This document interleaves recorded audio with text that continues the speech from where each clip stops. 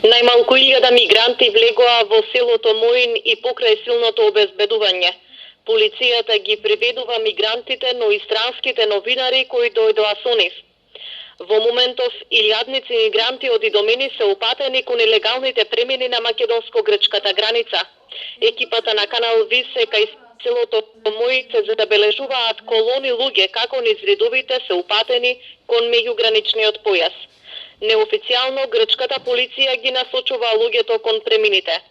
На македонска страна, кај Моин врие од полициско и воено обезбедување, но една од главните пречки за мигрантите е всушност надојдената вода во сува река.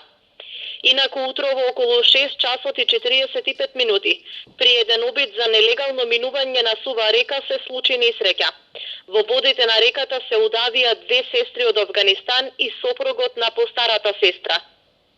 Семејството кое броело 8 члена, од кои 5 деца, зетот и мајката, заедно со мигранти од Иран се обиделе да ја поминат реката.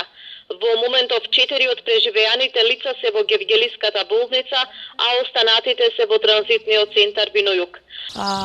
Мала само исправка, 23-цата што се спасени ги вклучуваат тие што се во болница. Во болница се 4 однесени, од кои 3 се повредени, а едниот е сопруг на жената што има скршена нога, додека 19 души се згрижени во гумената хала на влезот на прифатниот центар Винојук.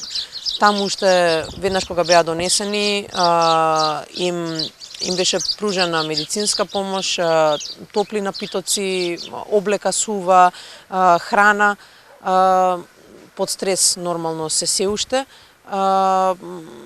За среќа и лекарства може да им се поделат за смирување. Беше трагична гледката, имаше 3 луѓе беа извадени од реката на некоја оддалеченост. Јас не ја видов првата локација, ја видов само втората локација каде што го извадија третиот човек. Тоа што е важно е што, освен што навистина сочувствуваме длабоко со семејствата на загинатите луѓе, е што сакаме оваа трагедија да не се случи повторно. И навистина сакаме да испратиме многу силна порака дека мора да се работи на 2 нешта. Едното е да се информираат многу сериозно лицата за ризиците и да се обесхрабруваат да посегаат по вакви очајнички мерки, затоа што на овој начин се ставаат во најголем ризик што може да се стават.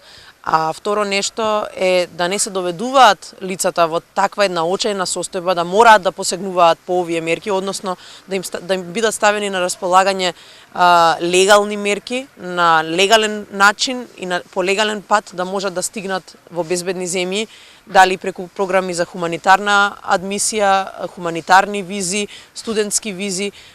Тоа се мерки кои што се предвидени, но кои што засега не се функционални.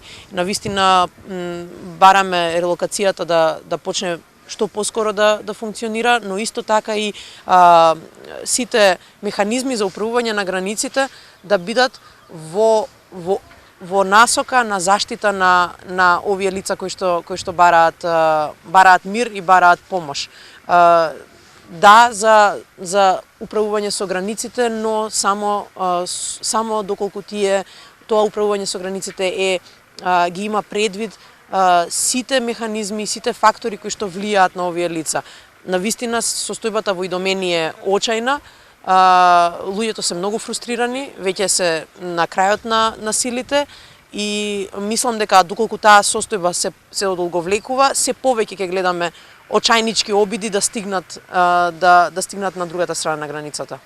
Портпаролот на УНХЦР Бабер Балоч изјави дека човековата беда со која се соочуваат бегалците во кампот Идомени достигна невиден врв. Заглавени се околу 14.000 бегалци на грчка територија на македонско-грчката граница без основни услови за живот. Тоа е се за сега од Гевгелија. Повеќе информации во следното издание на вестите.